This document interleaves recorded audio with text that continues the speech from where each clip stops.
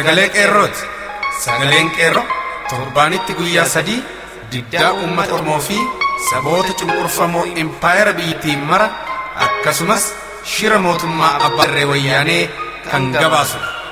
Kun sagalee qeerrooti.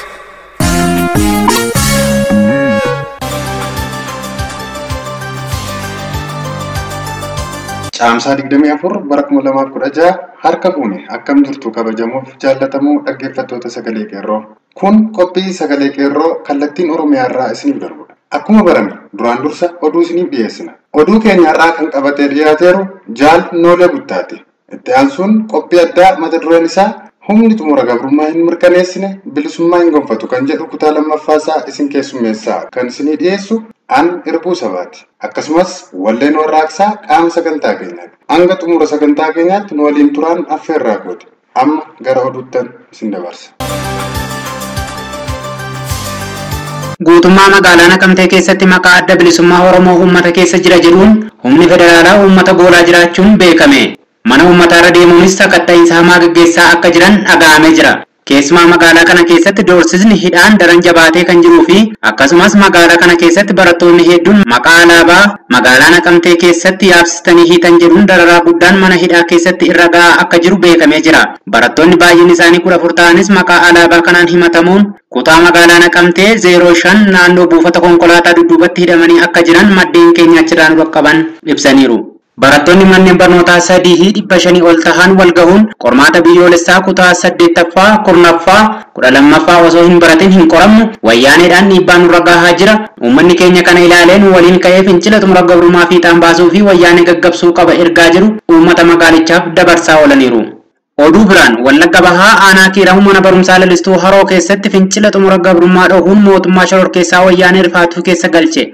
Diddaan barattootaa kunis gaaffilee hedduu of keessatti kan qabate yoo ta'u, isaan keessaa muraasni osoo barsiisaa fi barataa hedduun hidhamanii jiranii qormaata biyyoolessaa hin qoramnu, hidhamtoonni Oromoo haa hiikaman, Oromoon hanga abbaa biyyummaa isaa mirkaneeffatutti qabsoon keenya itti fufa jechuun magaalaa Haroo keessa deddeebi'anii sagalee isaanii dhageessisaa oolan. Sochiin kun barattoota sadarkaa 1ffaa fi 2ffaa kan hammatee fi kanumaa wal qabatee barataa kutaa 8ffaa kan ta'e Yohaannis Baayisaa Qanaatee jedhamu halkan naannoo sa'a 2tti rasaasaan rukutamee battaluma lubbuun darbeera. Qeerroon Kiiramuu gocha wayyaanotaatti muufachuun guyyaa kaleessaa manneen barnootaa Kiiramuu 01 lalistuu Somboo, burqaa soorummaa, caffee soorummaa fi guddinaa jireenyaa keessatti fincila xumura gabrummaa finiinsaa jiru. Yeroo ammaa kana onaan Kiiramuu humna waraanaa jala jiraachuun beekameera. Oromiyaa Baha Harargee Bahaa Yuunivarsiitii Haromaatti fincilli xumura gabrummaa itti fufee kan jiruu fi barattoonni barnoota lagatanii kan jiran yeroo ta'u, bulchiinsi Yuunivarsiitii Haromaa xalayaa akeekkachiisa barattoonni barnoota isaaniitti akka deebi'aniif maxxansus hanga gaaffiin abbaa biyyummaa keenyaa deebitutti hanga humni waraanaa mooraa barnootaa keenyaa bahutti barachuu hin dandeenye jechuun barattoonni barnoota isaanii addaan kutanii fincila xumura gabrummaa jabeessanii akka jiran beekameera. Haaluma wal fakkaatuun mootummaa wayyaanee walga'ii maqaa jedhuun ganama kana barattoota yuunivarsiitii Jimmaa guutuu dirqiin walitti qabaa jiraachuun saaxilame. Mooraa hundarraa gara Kitoo Furdisaa jedhamutti konkolaataan geessaa jiru. Walga'ii sanarratti maaltu akka dubbatamu sagaleen qeerroo hordofee ni gabaasa. Oduu biraan Oromiyaa giddu galeessa godina lixa shaggar aanaa Gincii magaalaa Gincii keessatti gootonni qeerroon dargaggootni barattoonni Oromoo fi uummatni Oromoo wal ta'uun warraaqsa fincila xumura gabrummaa bifa adda ta'een finiinsuun itti fufan. Guyyaa har'aa bifa qindaa'ee fi adda ta'een qeerroon gootonni barattoonni Oromoo fi kabajamaan gootni uummanni Oromoo warraaqsa biyyoolessaa Oromiyaa dhiyaa magaalaa Gincii keessatti finiinsuun diinaa fi waraana diinaa boqonnaa dhorkachaa kan jiruun sagaleen dhaadannoo warraaqsa guddaa fi sagaleen dhukaasaa guddaan magaalaa Gincii keessaa dhaga'amaa jira. Daandiin konkolaataa cufamee konkolaataan gara dhiyaatti adeemu guutummaatti dhaabbatee jira. Konkolaataan diinaa fi diina fe'attee socho'aa jirtus dirree uummataan daaraa taatee kan jirtu ta'uun mirkanaa'ee jira. Barruulee warraaqsaa qeerroos dargaggoota barattoota Oromoon godinaalee Oromiyaa giddu galeessaa fi Oromiyaa dhiyaa keessatti bittinneeffamuu fi uummataaf raabsamuun wal qabatee warraaqsi fincila xumura gabrummaa marsaa 5ffaan haalaan jabaatee itti fufee jiraachuun wal qabatee godinaalee Oromiyaa dhiyaa, godina Horroo Guduruu Wallaggaa, godina Wallagga Bahaa fi godina Lixa Shaggarii fi magaalota akka Bishooftuu fi kutaa magaalaa Finfinnee Boolee Bulbulaa warra gannuu dabalatee diddaan haalaan jabaachuun itti fufee jira jedha gabaasaan sagalee qeerroo bakkichaa. Yuunivarsiitii Dirredawaa keessatti kabajaa guyyaa ayyaana caamsaa 20 yookaan Gimboota hayaatiif galma qophaa'ee fi qophii ayyaanichaaf galmicha keessatti qopheeffame diddaa barattootaan fashalaa'ee jira. Dhumarratti mootummaa wayyaanee dhimma amantaa keessa seenuu hin qabu jechuudhaan naannoo Amaaraa kibba Walloo hordoftoota amantaa Ortodoksii walitti buusuuf yaalan kan milkii dhabeen uummanni magaalichaa hordoftoota amantaa Ortodoksii mootummaa wayyaanee balaaleffachuudhaan fincila kaasanii jiraachuun dhagahame. Yeroo ammaa kanas sababa kanaan wal qabatee fincilli gaggeeffamaa jiraachuun gabaafame. Amantaa Tawaahidoo Ortodoksii Itoophiyaatti manni amantaa Harargee Lixaa fi tokkummaan buufata amantoota Dirree Dawaa sochii seeraan alaa taasisan jechuun ilaalchisee kanneen dhimmi ilaallatu waliin mari'achuuf Dirree Dawaa kan deeman yommuu ta'u, barattoonni hordoftoota amantii kanaa Yuunivarsiitii Dirree Dawaatti argaman mormii isaanii kanaan wal qabsiisuudhaan mootummaa dhimmi amantaalee hin ilaallatu fincila xumura gabrummaa gara dabarsuudhaaf amantaatti dhimma bahuuf yaalii taasisuu isaanii fashaleessina jechuudhaan dhaadannoo dhageessisuun bahanii barreeffama warri hidhamtoonni keenya nuuf haa gadhiifaman jedhus bittinsuun isaanii gabaafame. Oduun keenya sagalee qeerroo guyyaa har'aa kanuma. Qophiilee keenyaafan waliin turtii gaarii.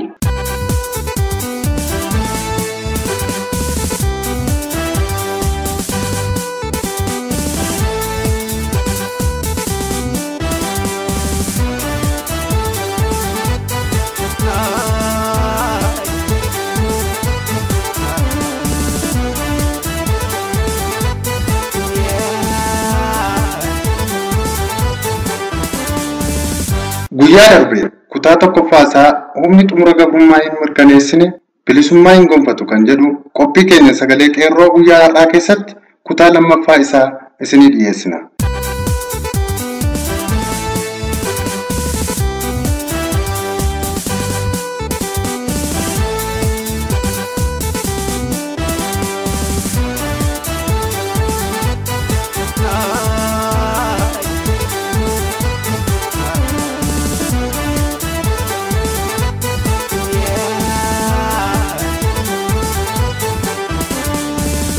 Humni xumura gabrummaa hin mirkaneessine bilisummaa hin gonfatu. Wayyaaneen akka mootummaatti jiraachuuf murteessaan jabina ishee osoo hin taane laafina keenya qofaa barbaadu. Lubbuu dheerachuu fi gabaabbachuun wayyaanee harka Oromoo keessa jira. Haalli kun waggaa 10 dura ta'uu hin danda'u. Waggaa 5 duras hin ta'u. Jabinni Oromoo har'a arginus osoo waggaa ammanaa duraa akkas ta'e jennee dubbachuu hin dandeenye. Namoonni waa hedduu dubbatu. Waa hedduu tilmaamu. Tilmaamnii fi ibsi isaanii garuu waan amma ta'aa jiru achi butuu yookaan dhiyeessuu hin danda'u. Waan har'a ta'aa jiru yerooma isaatu geenyaan ta'aa jira. Waan Oromoon har'a murteeffate kana raawwachuuf guyyaan isaa har'uma qofa. Qalbiin har'a waggaa 10 dura jiraachuu hin danda'u. Tokkummaan har'aa borittis dabruu hin danda'u. Waggaa 10 dura atuu ta'ee jennee haasa'uu hin dandeenye. Sadarkaa irra jirrutu kana uume. Oromoon waggaa 20 dura waraana 500 osoo qabaatee bilisummaa gonfata jennee amanna taanaan dogoggorree jirra. Waggaa 20 dura uummataa fi dhaloota qawwee isaaf jedhamee dhuka'u kan baqatu ture. Inni har'aa garuu kan ofiin dhukaasudha. Kanaaf wayyaaneen kana ijaan argitee waan jirtuuf keessi ishee isa akka miidiyaa irratti ittiin of dhiitessituu miti. Keessi ishee burkutaa'ee jira. Wayyaaneen siyaasa uummata addunyaas ittiin goomsitu fixattee jirti. Oromoon ammoo gaaffiin koo deebii hin arganne jedhee iyyaa turee fi shira wayyaanotaan ukkaanfamaa ture. Waan ittiin ukkaamamee ciree ba'ee tokkummaa Awurooppaa seenee jira. Seneetaroota Ameerikaaf ajandaa ta'eera. Kanaaf wayyaaneen ol kaatee gad deebi'aa jirti. Nuti ammoo gadi jechaa kan turre ol ka'aa jirra. Seerri uumamaa kanatti yeroo dabalamu bu'aa maalii akka fidu walitti himuun barbaachisaa miti.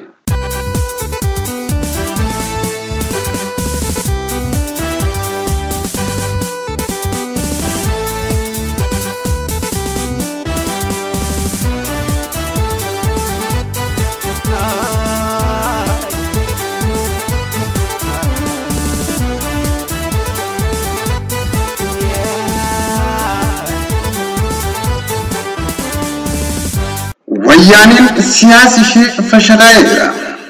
Wayyaaneen yeroo ammaa mootummaa ta'uuf warra dhihaan marii gaggeessaa turtee fi adda bilisummaa Oromootti karaa cufaa turte waadaan seenaa turteef lakkoofsa qabaatuu baatus waa sadiin biyyee nyaattee jirti. Biyya Itoophiyaa jedhamtu keessatti kana booda sagaleen dhukaasaa hin dhagahamu, gaaffiin uummatootaa deebii ni argata. Uummattoonni biyyattii kana booda gargaarsa jalaa ba'anii biyya diinagdeen of dandeessu taate beelli guutummaatti badee ofirraa dabarree warra beelee daara baafna. Lammiileen biyyattii kana booda kan biyyattii keessaa baqatan osoo hin taane kan waggoota dheeraaf biyyaa baqatanii kan itti deebi'an taati. Biyyoota Afrikaaf fakkeenya taanee madda nageenyaa, madda beekumsaa fi qaroominaa taana jedhamee hundumtisaa qabatamaatti jalaa fashalaa'ee jira. Kana dhugeessuuf ragaan tokkolleen barbaachisu. Kun fashaluu isaa kan mirkaneessu warri waadaa seentee fi turtee har'a ifatti ishee sardaa jiraachuudha.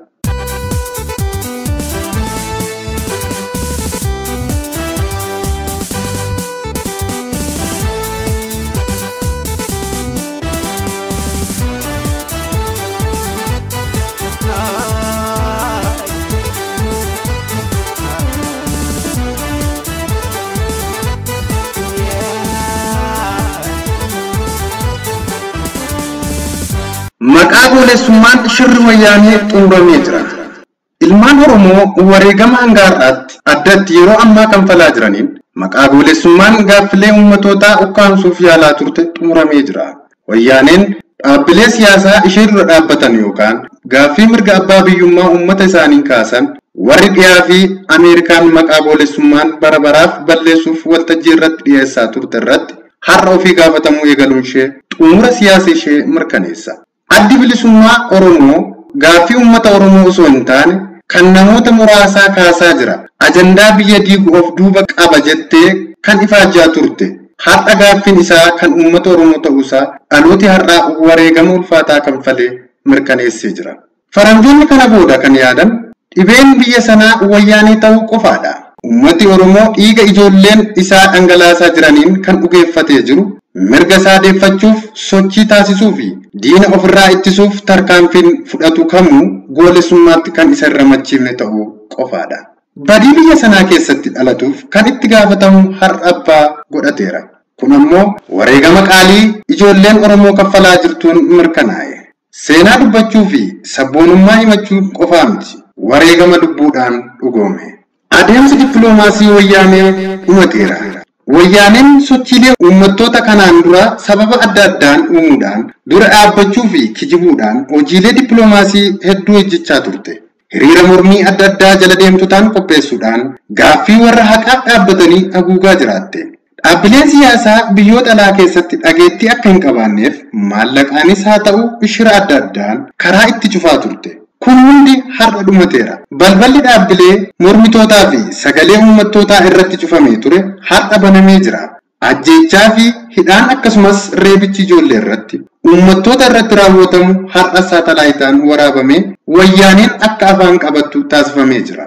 Gargaarsi karaa dippiloomaasii argamu hundumtuu shakkii keessa galee gabaasaan kijibaa ifatti ba'ee jira. Dhiigaa fi sochiin hawaasa Oromoo biyya alaa har'a gurra dhaggeeffatuu fi biyya isaa simatu argataa jira. Kanaaf wayyaaneen gama kanaan kasaaraan irra ga'e danuudha. Kabajamoo fi jaallatamoo dhaggeeffattoota keenyaa kun kutaa lammaffaa isaati. Kutaa sadaffaa isaa sagantaa keenya itti aanutti isinii dhiyeessina. Horaa bulaa.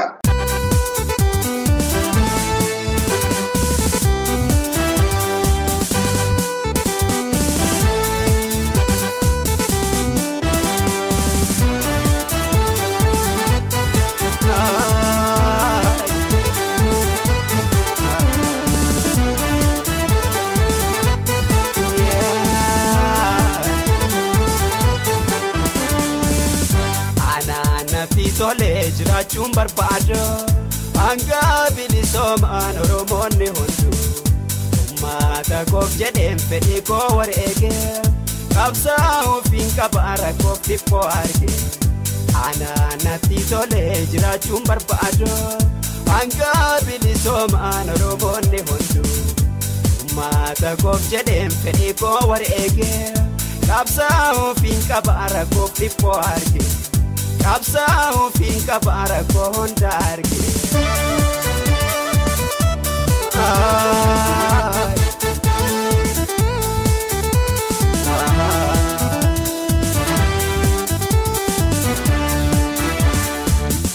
Jiru gabru matin turre baradera Anga harratille kuno jala jirra Rako matakiya hubate argera Jirenya kodi se dadde kaera Jiraachuun dadhabne akkanam tokkotti kanani jiruuko dhiisee of cinaatti qabsaa'oo ofiin qaba uummata Oromooti qabsoon dirqama kiyyaa hanga xumuraatti qabsoon dirqama kiyyaa hanga xumuraatti.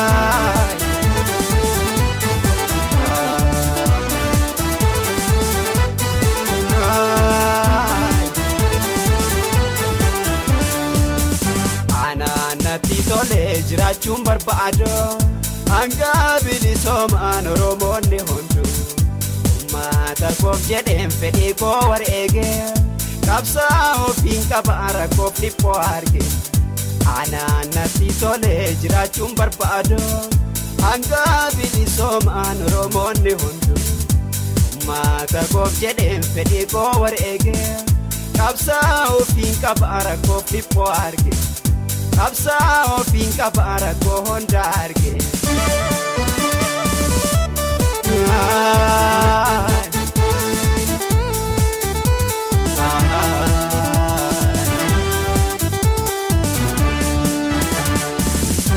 otoo sabni kan koo gabrummaan jiraatu gammadee jiraachuu lubbuun koo nan feetu Oromiyaa biyyi koo hanga bilisoomtu anaafi kan qabu jireenyi koo martu isteeffatee taa'ee jireenya dhuunfaa koo jiraachuun danda'a akka nama tokko sabni koo Oromoon osoo booyuu rakkoo natti hin tolu arguun feetu ijji koo natti hin tolu arguun feetu ijji koo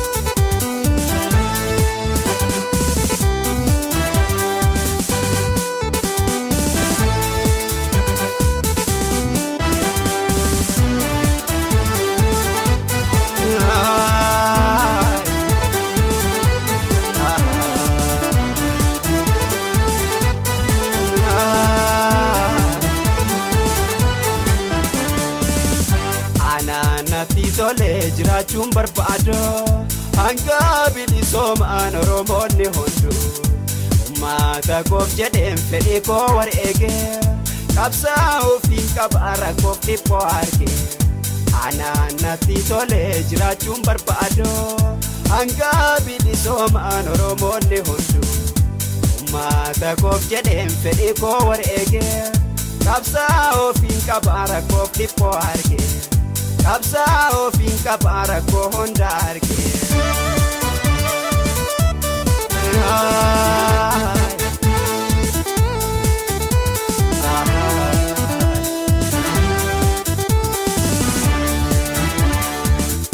baddaan natti qorree gammoojjiin na gubu amnaan kee cabbaa'ee beelaanaa dadhabu waan fedhellee ta'ee rakkoon na dhaqqabu gabrummaa saba koo taa'ee laaloon qabu namni osoo beekiin eessaa yoo dhalata afaan haadhaa irraa eenyummaa barata dhalatee guddatee ollaaf ganda beeke saba isaatiif yaada ofiin bira darbe saba isaatiif yaada rakkoo saba arge saba isaatiif yaada ofiin bira darbe saba isaatiif yaada. Egaan qophii keenya waliigalaa kan guyyaa har'aaf jenne kanumaan goolabna. Waan nu dhaggeeffattaniif galanni keessan bilisummaa haa ta'u isiniin jecha sagantaa biraan hanga wal arginutti nagaan nuuf tura. Injifannoo uummata Oromoof. Gadaan gadaa bilisummaati.